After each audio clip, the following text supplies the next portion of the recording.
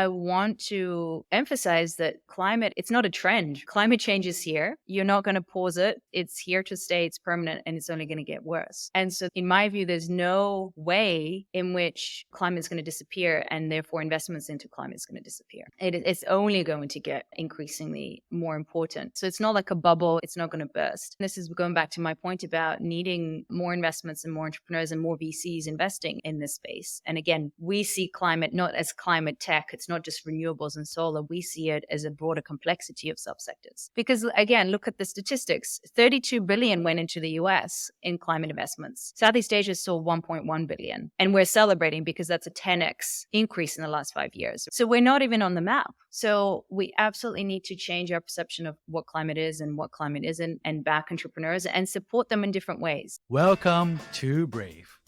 Learn from Southeast Asia's best tech leaders. Build the future, learn from our past, and stay human in between.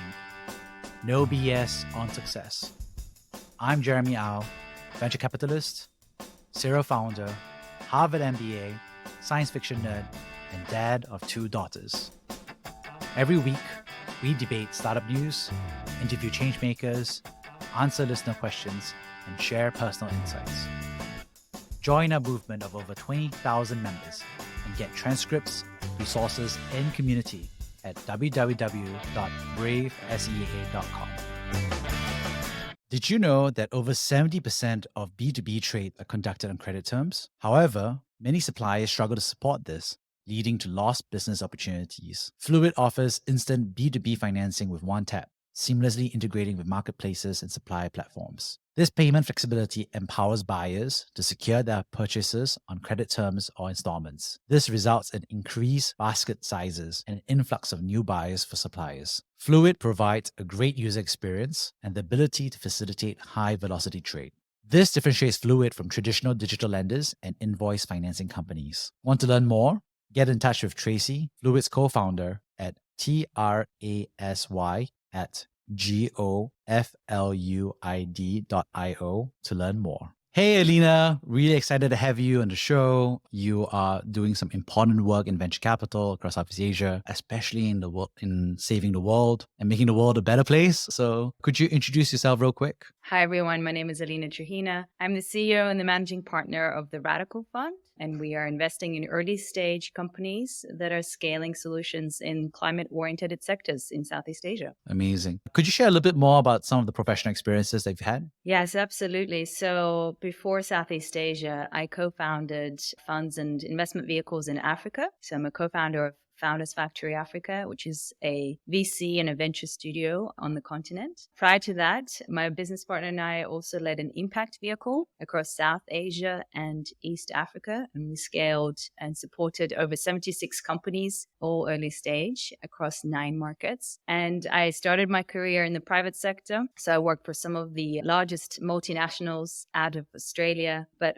I then was quite bored with the notion that corporates are not as impactful as I thought they could be.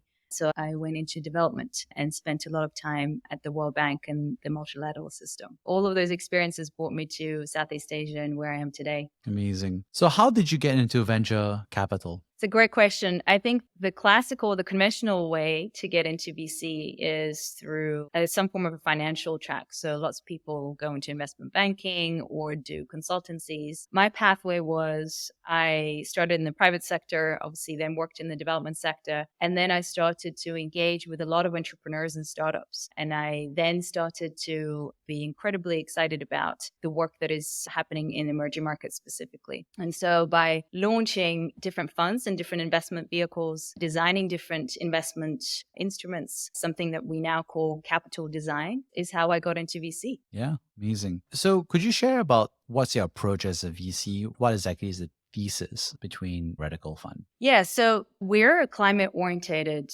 and that to us means a couple of things. First of all, we're focused on both the decarbonization and the adaptation investments. And that is because we know that Southeast Asia is incredibly vulnerable to a lot of the disasters and the impacts of climate change. At the same time, Southeast Asia is one of the world's largest emitters of emissions. In fact, I was quite shocked to get the recent results or data. We're the third largest emission emitter in the world, ahead of India and ahead of Russia, which is just mind-blowing to me. And so we need to look at that as both a need and a risk, as well as an opportunity. And so our investment thesis is therefore focused on both the prevention of climate change. So how do we decarbonize the region? How do we help prevent further emissions? But also, how do we help millions of people adapt to the realities of climate change? We're already seeing the effects of it. You and I, we don't have to go far. If you go just outside your building, you see the effects of the extreme weather events, flooding, storms, including air pollution, etc. So our investment thesis is how do we back early stage, scalable founders who can actually bring solutions specifically in this region. So that's the second point, is it needs to have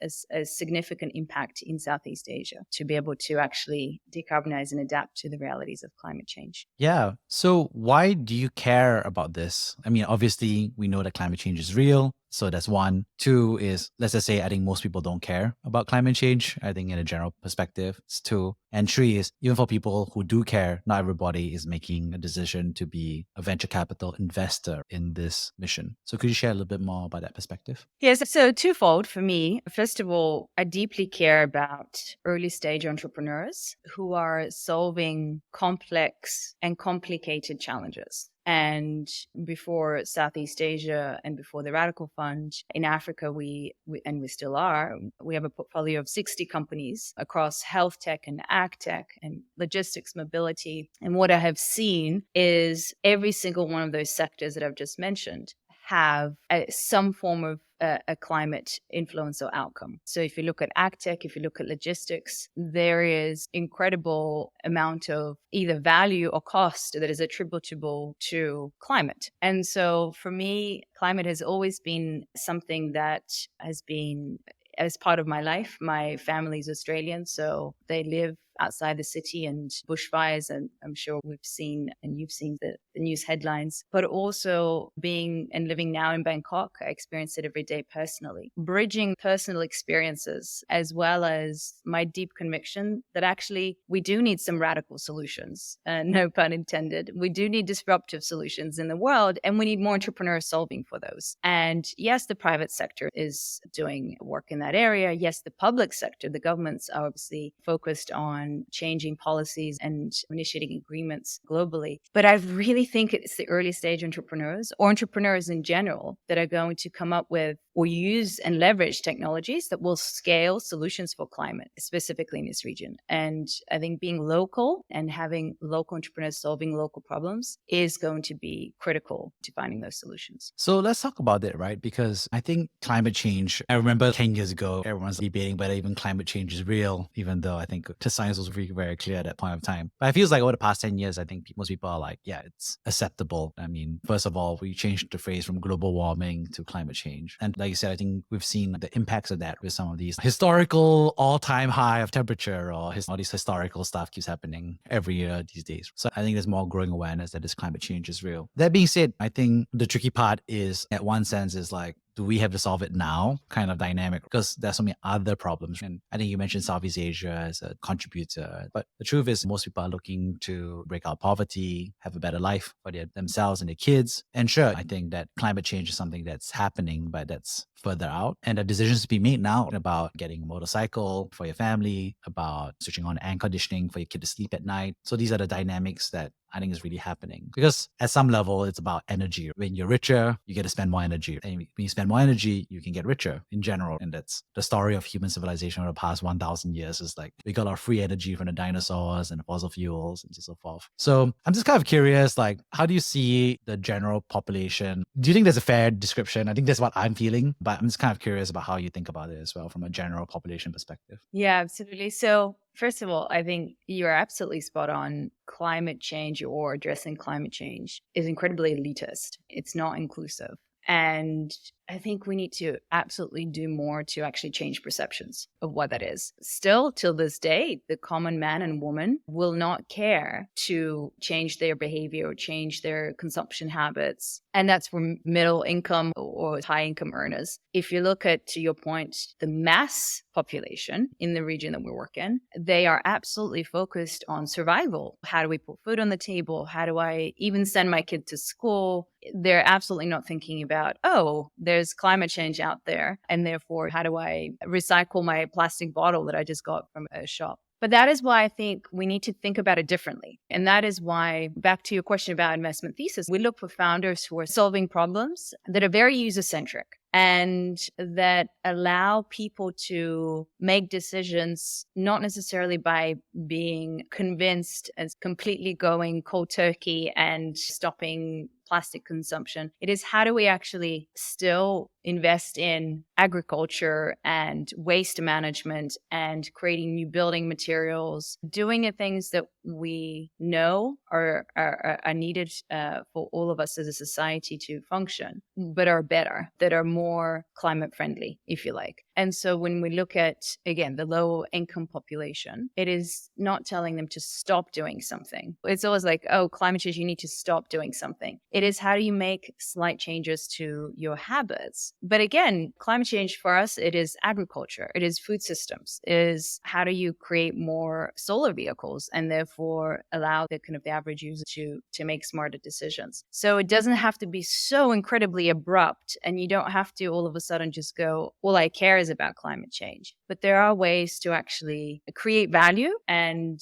be commercial about it without completely going into a difference in different way of working. I'm curious, how optimistic or pessimistic are you about climate change and the degree of Celsius the world is going towards? I'm more on the pessimistic side, I would say. I just think that even though you're right to say that we need to have technology, and I think it will help us substitute behaviors without too much sacrifice, I just personally think we're going to hit the worst case scenario from my perspective, just because I think there's too much governmental coordination and agreement and trade-offs that needs to happen at some level. How do you think about that? I'm just so curious. Yeah, I would say I'm a realist, which means, again, the reality is we are on the pathway to go beyond the 1.5 degrees. So this is serious. There's enough data out there that already says, to throw a statistic out there, 40% of our GDP is at risk by 2050. That's almost half, right? And so I think we're seeing the disastrous effects and we're seeing the disastrous impacts that climate change has on our society. So realistically speaking, I think the question that we need to ask is, and technology is not a panacea, right?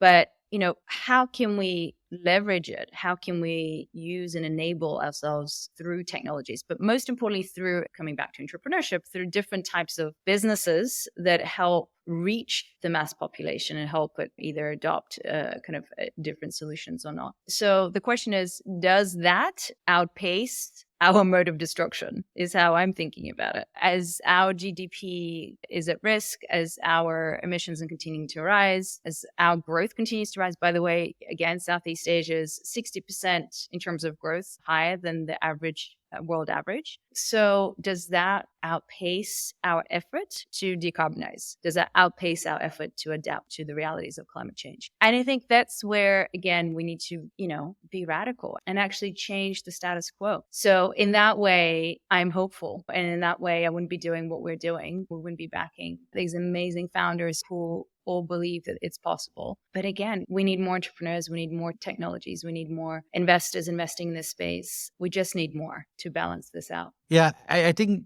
there's a struggle, right? I have two daughters, the younger ones. They're going to live in that world that we were leaving them behind. And they may have grandkids and great grandkids. So I think there's this dynamic where the truth is, if it was just myself and I didn't have kids, I could probably live a pretty nice life between now and then. But I think future generations have to deal with this dynamic. How do you think about that? Because I think there's a tricky part. It's like a lot of this global warming stuff is honestly is going to kick in worse many years down the road. And that's like what, a 70-year time frame you can imagine for some of these forecasts and so forth. Even what you mentioned earlier about some of these at-risk dynamics is still, 25, 30 years out. That's forever. So how do you think that time frame requirement stacks up versus what you mentioned is venture capital, which is a 10-year investment cycle, and versus founders who are building today? So I'm just curious how you see those time windows or time lags. Would we be more interested in venture capital and climate change in like 30 years time when we're really starting to feel the pain? That's what I'm kind of like wondering. Yeah, the timing thing is critical. To your point, there is a short, medium, and long term effects of it. I think that the VC game, and to your point, VC usually funds are 5-year funds and kind of investment period, and then usually start your next fund. And that is a typical sort of model. I see it slightly differently. The fact that we are supporting entrepreneurs today. So let's say we make an investment today. And by the way, when we make an investment, it's not just capital. It's not just traditional, here's a check and we're an investor and a shareholder. We actually put an enormous amount of technical and operational support. So our model is kind of enabled by a venture studio. And so the reason I say that is because the minute we make an investment, and even before that, even whilst we're doing due diligence, we're trying to get these entrepreneurs further and at a greater speed, because it's all about speed to market, speed to product to market fit, speed to scale and growth, speed to more users and therefore more impact. And so our work starts today. Our work starts the minute we have our first call with the entrepreneur, and definitely the minute sort of the investment is made, and therefore their solutions. So if we're able to help them reach more users in a short amount of time, that's significant impact. And you need to start somewhere. So if we wait 5-10 years, by the time we have a portfolio, yes, they might be reaching Series A, B, C, or we might be exiting some of the companies, but there's enormous amount of work and there's enormous amount of impact that happened even before that. So I think it would be a fallacy to think that we wait until doomsday. I think in a way, and you've said this just before, in many ways, it is doomsday for many people. Many people cannot go outside because they can't breathe. Many people, the life expectancy is already significantly reduced in some countries. So there is no more waiting. Like, it is now. We have to act now. And I know I sound like a government, come join me, but it is true. We need to start doing things today in order for it to be felt in the future. I think one of the concerns that many founders I've heard who are exploring this space is exactly that, which is we should act now, but is it too early from a commercial and economic basis? And so from a VC fund perspective, is it like a 10-year to a 13-year time horizon to hit $100 million of revenue, for example, within that time frame? And so there's a lot of assumptions there. And I met a founder friend of mine. He built a company that was very much in the carbon credit space that was supposed to happen, and it never really happened. So it was a lot of carbon tax or cap and trade, whatever it was. But the idea that carbon credits would really be something that would be a valuable compensation for saving the world. And I think government action, coordination, market mechanisms, whatever it is, but it just didn't happen. And so I think there's that first generation of folks who were working at that just got burned because, like you said, it should happen now. We must act now. It's just the commercials don't really work out. So I think there's a set of concerns I've heard from founders who are wondering about it. How do you think they should think about it, or what advice would you give them? I mean, I really feel for the entrepreneurs because I think it actually, in a way, the entire system needs to shift. I think we need to think about it this way. I think that climate is seen, at the moment, climate is seen as a sector. And we as a VC ecosystem will not be winning unless we change that perception. Climate is a cross-cutting industry, and climate is part of, as we said, a lot of different subsectors. And the skepticism of investing in climate that then influences the capital flows and the backing of entrepreneurs, that skepticism existed with other sectors. So again, if you look at fintech, for example, there was a time when people were skeptical, investors were skeptical about investing in fintech. I think it's also interesting because we've just gone through a crypto crisis. And I want to emphasize that climate is it's not a trend. Climate change is here. You're not going to pause it. It's here to stay. It's permanent, and it's only going to get worse. And so in my view, there's no way in which climate is going to disappear, and therefore investments into climate is going to disappear. It's only going to get increasingly more important. So it's not like a bubble. It's not going to burst. But you're absolutely right. This is going back to my point about needing more investments and more entrepreneurs and more VCs investing in this space. And again, we see climate not as climate tech. It's not just renewables and solar. We see it as a broader complexity of subsectors. Because again, look at the statistics. 32 billion went into the US in climate investments. Southeast Asia saw 1.1 billion. And we're celebrating because that's a 10x increase in the last 5 years. So we're not even on the map. So we absolutely need to change our perception of what climate is and what climate isn't, and back entrepreneurs and support them in different ways. And in that, I think, and I'm curious your thoughts, because every sector, whether it's fintech, whether it's health tech, requires its own approach and thinking about how that sector needs to be capitalized. And the way climate, quote unquote, sector or investment needs to be capitalized is maybe different to how fintech is capitalized as an ecosystem. So we may need more debt funding. In fact, we do need more debt funds. We need more creative, dynamic capital mechanisms by which to allow entrepreneurs to get the kind of the working capital to get them to commercialization. So we can't treat every single sector in the same way. Health tech and climate and fintech are not the same. And so that's why a big part of my work is also talking to ecosystem partners, other VCs, other players, other LPs about delivering different types of capital, different types of instruments, and thinking about it in a more dynamic way. That's really interesting. And I think it's, like you said, difficult. Where I kind of get, and I think what you're implying as well is that it's cross-cutting. And I think that the founders who kind of figure out a way where they're really looking at it more like we're increasing productivity, let's just say, for the same inputs. That's a way to basically improve effectiveness, right? And by doing that, you're actually lowering carbon emissions on a per output basis. So that's one way to look at it. The inverse of that is becoming more efficient with your inputs. So for example, be lowering electricity usage or making more efficient for buildings, for example. So it's a cost-saving mechanism. 100%. But it also turns out to have great ESG and climate requirements. So I think what I feel like is it's almost becoming like, how do you do this? And then you have ESG as an effect of what you're doing rather than the other way around, which is I'm here to save the climate, for example, and I'm doing this. So that feels like one approach that I think founders are looking to access both traditional capital as well as capital such as radical funds in terms of being able to access both pools of capital. I think that's right. I think climate is embedded. I mean, you used the word cost cutting, which is exactly right. It is not just one thing that you invest in. And it is absolutely, to your point, agree with you. It is leading to more efficiency and therefore cost reduction, or it creates value. So there's an actual economic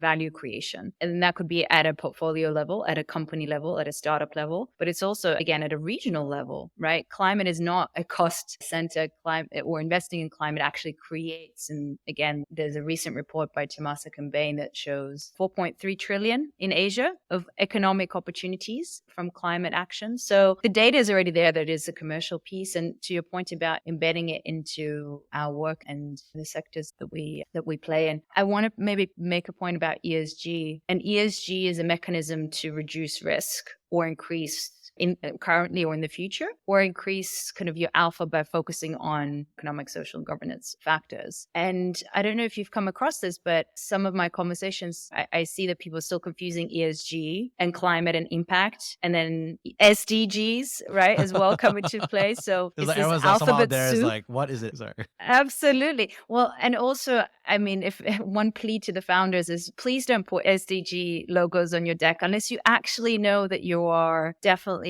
embedding those metrics and taking them seriously. SDG, ESG, impact are not the same thing, and language does matter, semantics aside. But absolutely, I think that to your point, climate is embedded, it is cross-cutting, it is here to stay, and it is a commercial opportunity for us to invest in. Thanks for sharing about the United Nations Sustainable Development Goals, SDGs. On that note, could you share about a time that you personally have been brave? Very good question. And I love that name, by the way. It's a really great name for this podcast. Indulge me for a second, because I was actually thinking about the name. And so I have an Eastern European background, and I'm Latvian born, Russian raised, grew up in Australia, but I'm Eastern European at heart. And one thing that I found is a kind of a synergy between Eastern Europeans and Asian culture is that we are brought up by our parents and grandparents around this notion that there's no pleasure without pain. I don't know if you agree with that, but I feel like it's been ingrained into me that you can't be happy unless you go through challenges. You have to almost go through all this torture in order to get to a place of pleasure. So I was thinking about that, and I think incredibly brave numerous times in my life. I'm a political refugee, and that was a very brave move at a time when things were incredibly uncertain. I started a company and companies and raised a lot of money in Africa, and that was brave. Coming to Southeast Asia was incredibly brave. But nothing in my mind is as brave as when I am standing up for other people. So all those moments I just described were brave for me and brave for where I want to have my impact in the world. But what comes to mind is when I'm brave for others. And that when I pick up the phone to other investors and I tell them that they should invest in this entrepreneur, or when I fight a board of a very large LP investor to tell them that they should invest in emerging markets like Southeast Asia. It is not because I'm doing it for me. It's because I deeply, deeply believe that early stage entrepreneurship is the way to better economic growth and development and prosperity for all. And so being brave for me is being brave for other people and the entrepreneurs out there. So that's what comes to mind. Amazing. Could you share a little bit about your experience as a political refugee? Yes. And I haven't shared a lot about it for a long time. It's something that I kept to myself, but I've recognized how much it has shaped me and how much it has made me actually a better investor. So I was born during the Soviet Union. And when the Soviet Union broke down, there's an enormous amount of discrimination against Russian people in Latvia. So my family had to move because we were facing, our lives were a threat, and we moved to Australia. And for 5 years, we were on this pathway through, obviously, Australian government, but also organizations like UNHCR to sort of obtain our political refugee status and stay in Australia. So that was an incredibly transformative journey. My parents, my sister, and I faced enormous amount of challenges and hardships, and that is what made me more humble and more attentive and more curious today. And I think when I speak to entrepreneurs in the markets that we work with, there's a piece of me that connects with them and their struggles, because I've been below the poverty line and I've seen what that does to people. And I really hope that in some small way, through investing in entrepreneurs, I can provide opportunities for others and I can somehow touch the lives of others through the solutions that are created. So that's a little bit about my background. As you think about that experience growing up with your family, what were those emotions? Because you're an outsider and therefore, out you go. But you arrive in a place and you're an outsider again. How does that feel? How's that experience standing on reflection been? Yeah, thank you for that question. So you're right. It was like where the outsider in the country that I was born in, which is why we had to flee. We then arrived in a country that was accepting. Australia is amazing and welcomed us, but we're an outsider and had to adapt. But then as I traveled through life, then left Australia and lived and worked in some amazing places, I feel like an outsider as well, right? And full circle, coming here to Southeast Asia, I am very sensitive to the fact that, like other emerging markets like Africa, everywhere I go, I'm not a local. And what that made me, the approach that I have is to absolutely have a team around me who is local so that I'm supported and that we're driving our company with a very local understanding of nuances. But it also means that there's this tension, and maybe that's what you're picking up on, which is I'm here and I've moved and uprooted my life to be here. And yet I'm still an outsider. And on top of that, a woman, and as a woman GP, that carries its own weight and hardships. But being an outsider to me is also a strength, because again, I can channel that. And through all of my experiences in working, whether it's Africa or Pakistan or Nepal or Rwanda, that makes me a better person and a more curious person. But it is an interesting emotion to carry around with you and to walk into a room and say, here's me, and I really believe in you as an entrepreneur, or I really want to work with you as a partner or as a VC or as an LP, and knowing that I had to fight all my life and yet I'm still an outsider in many respects. You mentioned earlier so that you work with founders, right? And they are also outsiders in their own industries, in their own countries, because they're looking to bring the future and change the present. How is it that you think that outsiders can build that coalition or create that change? I do think that entrepreneurship, and especially as a founder, as CEO, is an incredibly lonely place. And I've seen people, and not founders and entrepreneurs, seek out connections and support through peer-to-peer networks, founder to founder. That actually gives them a lot of validation. I hear a lot that it's almost like every founder thinks that they're the slowest and they're the ones with the greatest challenge and everybody else is succeeding, or the other founders are doing really well. But every founder has their own challenges, and every founder is absolutely doing their best in pushing a boulder up a hill, essentially. So I have seen how peer-to-peer, founder-to-founder interactions help, and we try and facilitate that and enable that and definitely encourage that. I definitely also think that a lot of it comes through work on oneself. It's why that when I talk to entrepreneurs, I do look to understand from an EQ perspective, what are the things that they have faced in their life, if anything. And a lot of them have these emotional voids that they've experienced in their childhood or as they were growing up that they're compelled to fill. And I actually find that those founders are the most hungry, curious, disruptive, relentless founders that persistently want to make a change and do it at scale. And so I think that you do need to work on oneself from a personal growth perspective. It is hard. It takes a lot of introspection, and we as GPs and VCs ought to do the same. And I really encourage all of us, and I always say I'm continuously learning. Every day is a learning for me, and every day I try and push myself and be brave. But we need to push ourselves to understand each other better and to learn things that others and unlearn things about the world. On that note, thank you so much for sharing your journey. I'd love to paraphrase the 3 big themes that jumped out at me. First of all, thank you so much for sharing about climate change. I think it was a very good high-level view of what climate change is and what the changes have been happening, and also what it means across Southeast Asia in terms of the trade-offs, the people, for our communities, for future generations. And I think, like you said, we must act now, and yet it's tough. And I think it was a very pragmatic view about what's actually happening and what are the trade-offs or what we should be doing to help people avoid making that trade-off as much as possible for the sake of their own families and livelihoods. Secondly, thanks so much for that, I think, masterclass for founders to be thinking through how they should approach their companies,